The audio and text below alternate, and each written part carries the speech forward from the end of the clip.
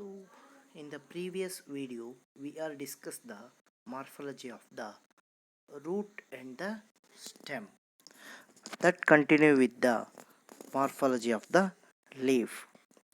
Usually, the leaf are defined as dorsi-ventrally compressed lateral appendages of the stem produced at the node, and especially they are performed in a photosynthetic process. So usually in a plant the leaves are mainly meant for the photosynthetic activity. Generally the leaf are recognized with the green color appearance. Sometimes it may be colors also varies. The characteristic of the leaves. Leaf is thin, expand, green structure, and usually it is exogenous in origin, and it burns on the stem at the nodal region. An axillary bud is often present axial of each leaf, and it's a limited growth. So just look at the structure of the leaves. So usually leaf have a smaller stalk that is called pedicel. If it is absent, then it is called sessile, and the leaf tip will be there and the leaf margin will be there, and in the middle you will find the midrib, and you will have the venation. So this is the general structure of the leaf, and the main function of the leaf is to photosynthesis. The leaf part consists of the different part, that's a leaf base, or generally referred as a hypothodium. The part of the leaf attached to the stem branch is known as leaf base, and sometimes the leaf may be a different shape, size and structure. Sometimes if the leaf base is bulged, then it is called pulvinous. It is usually where actually the attachment of the leaves to the stem occurs. That portion sometimes may be a bulginous in case of the mimosa pudica or some of the plant. Generally in legumes they will have the bulged structure, that is called pulvinous structure. And usually the leaf have a small axillary bud like structure, then it is called as a stipules. If the leaf with stipules, then it is called stipulate. Without, the stipules are called as a exstipulate. Okay, so usually this is a small structure of the stipule. So usually the morphology of the leaves, so that may be a varies in different species. Plant species have a different shapes and size of the leaves.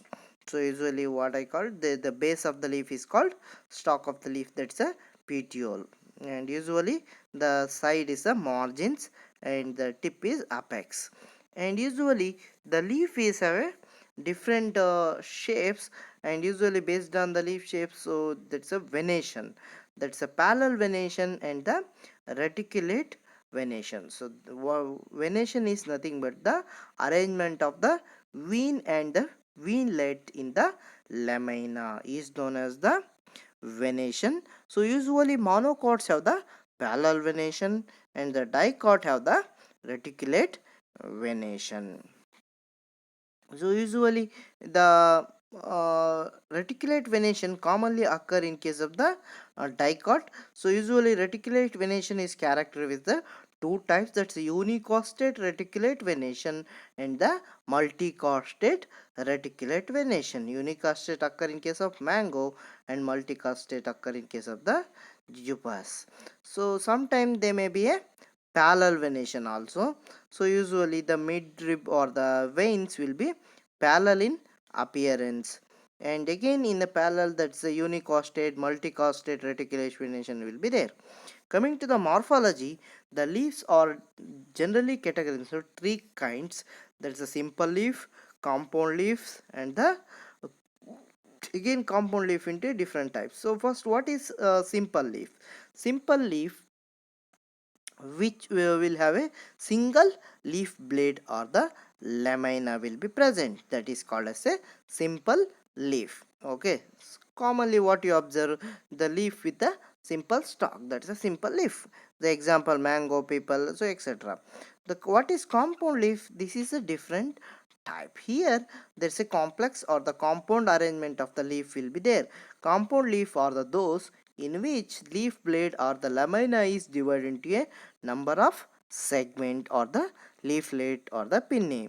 So usually leaflet never bears the axillary buds in their axils. Okay, this is the what you are looking in a picture. This is the compound leaf. The next one is a simple leaf. Okay, and again the compound leaf are divided into a different types. Okay, pinnately compound leaf and the palmately compound leaf. So usually the pinnately compound leaf or the these are the laterally on the axials or called rachis, and which represent the midrib of the leaf. So in case of the cassia or even mayflower, so you'll find this pinnate type of leaf.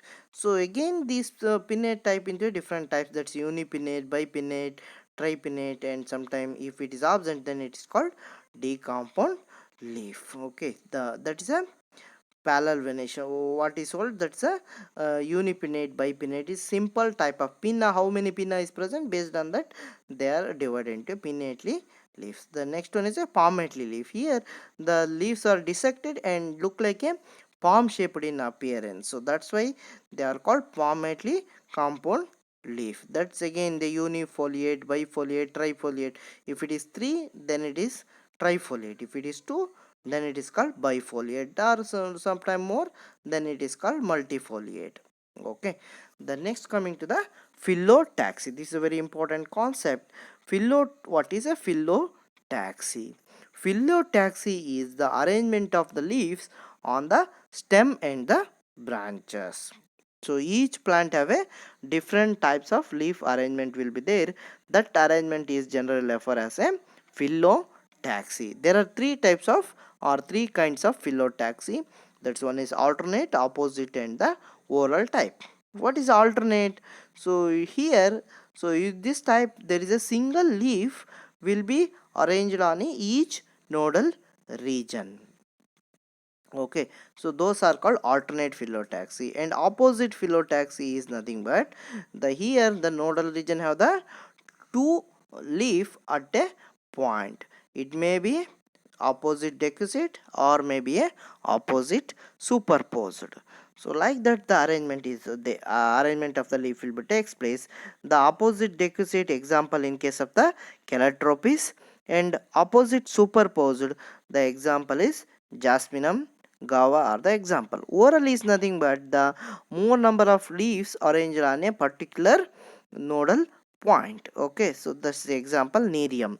So just look at the picture, so very easily, so you can easily what is the alternate. So here in a zigzag manner there's a simple alternate is there. In opposite, in a particular point two leaf will be arranged, and in oral the more than 2 to 3 leaves will be arranged in a one point. Okay, so this is the morphology. So again, just like a stem and the root, the leaf is also modified for the various purpose, that may be to reduce the transpiration or to overcome the herbivores, or maybe due to some other reasons they are modified. One is in case of the opentia, the leaf is modified into a spines. Already we observed in the stem modification in opentia, the stem is reduces and look like a leafy appearance.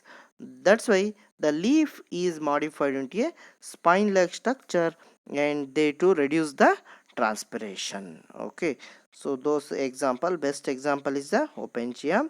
And the leaf tendrils, sometimes the tip of the leaves are modified into a tendrilar structure, and they look like a leaf apex region, just like a coiling at the tip of the leaf will be formed. They will be help for the mechanical support to the plant to attach to the host plant or the substrate. Okay, so that is called as the leaf tendrils. Example gloriosa superba.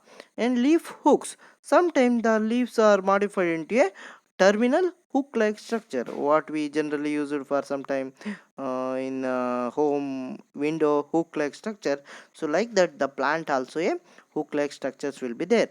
So those are called leaf hooks. So Usually Bignonia, they consist of leaf hook. Then the leaf is modified into phyllodes. Already we know phylloclad and cladode. This is a phyllodes. Here the petiole is became flat greened leafy like structure. What happens? The petiole became flat green leafy like structure. The petiole is modified into a photosynthetic structure that is called as a phyllodes. Example, acacia. So like that, there are different types of leaf modification occurs for the various purpose, that may be to overcome the transpiration, or to avoid the herbivory damage, or to reduce the desiccation effect. So for that, the leaf is completely modified. First one is types, that's a simple leaf and the compound leaf, and the phyllotaxy, that's the alternate, opposite, oral leaf, and the leaf modification, leaves spines, tendrils, hooks, and phyllodes. So this is the overview of the leaf and leaf structure and leaf modification. Sometimes the leaf mainly key role in the photosynthetic structure in all plants. That's why the without leaf, generally the some parasitic plant or doesn't have the leaf, but the majority all green plant consist of the leaves. They will help for the photosynthesis. So this is an overview about the uh, leaf and leaf structure and the leaf modification. Okay, I hope you get the leaf morphology of the leaf.